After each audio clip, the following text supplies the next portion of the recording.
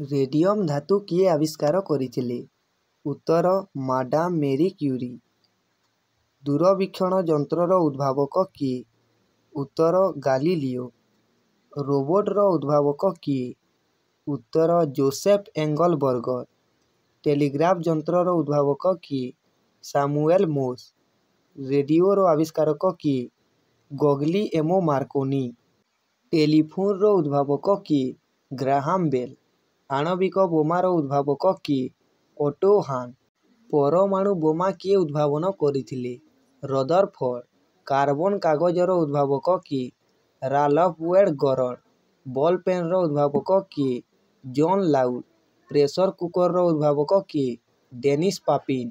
ସିମେଣ୍ଟର ଉଦ୍ଭାବକ କିଏ? ଯୋସେଫ ଆସ୍ପଡିନ। କମ୍ପ୍ୟୁଟରର ଉଦ୍ଭାବକ କିଏ? Charles Babbage. ଇନ୍ଦ୍ରଧନୁ କିଏ ଆବିଷ୍କାର କରିଥିଲେ? ସାର ୱିଲିୟମ ହାର୍ସେଲ। ମାଧ୍ୟାକର୍ଷଣ ଶକ୍ତି କିଏ ଆବିଷ୍କାର କରିଥିଲେ? ସାର ଆଇଜାକ ନ୍ୟୁଟନ।